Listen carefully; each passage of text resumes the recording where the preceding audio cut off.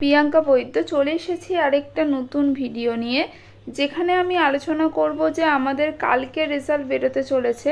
তো SLST 2025-এর answer কি, যেটা ফাইনাল অ্যান্সার কি আসতে চলেছে, তো সেটার মধ্যে আমরা যে চ্যালেঞ্জগুলো করেছিলাম সেগুলোতে কি বেশি কোনো ফুল পাওয়া গেছে না কি পাওয়া যায়নি সেটা নিয়ে কিছু জানা যাচ্ছে। সেই ইনফরমেশানগুলো আপনাদের সাথে শেয়ার করব এবং যেরকম ইনফরমেশান আসছে সেরকম কিন্তু আমি শেয়ার করে দিচ্ছি আপনাদের সাথে।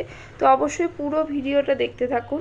দেখুন, এখানে বলা হচ্ছে যে মডেল উত্তরপত্রে ভুল নগণ্য জানালো এসএসসি তরফ থেকে বলা হচ্ছে যে যে মডেল উত্তরপত্র সে প্রকাশিত করা হয়েছিল সেখানে কিন্তু ভুলটা সামান্য পাওয়া গেছে। হ্যাঁ, কিছু কিছু সাবজেক্টের পক্ষে কিছু কিছু ভুল পাওয়া গেছে, কিন্তু সেটা খুবই নগণ্য।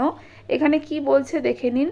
বলছে নবম, দশম এবং একাদশ দ্বাদশের শিক্ষক নিয়োগের পরীক্ষার পরে প্রথম দফায় যে মডেল উত্তরপত্র প্রকাশিত হয়েছিল, স্কুল সার্ভিস কমিশন যে প্রকাশ করেছিল, সেই উত্তরপত্রে বহু প্রশ্নের উত্তর চ্যালেঞ্জ করেছিল।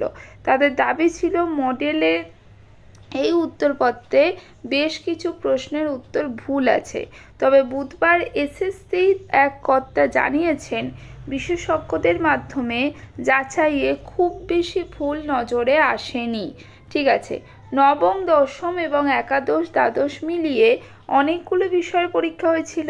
সেগুলোর মধ্যে মাত্র 2-3টে বিষয় হাতে গোনা কয়েকটা ভুল চিহ্নিত করেছেন বিশেষজ্ঞরা।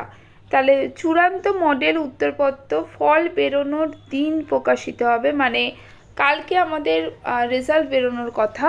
তো কালকে কিন্তু আমাদের ফাইনাল অ্যান্সার কিটা বেরোবে, সেখানে আমরা দেখতে পারবো যে বিভিন্ন সাবজেক্টের যে অ্যান্সারগুলো আমরা চ্যালেঞ্জ করেছিলাম সেগুলোর মধ্যে অ্যাকসেপ্ট কতগুলো হয়েছে, বা কতগুলো অ্যান্সার চেঞ্জ হয়েছে, বা কতগুলো নাম্বার আমাদের বাড়তে পারে।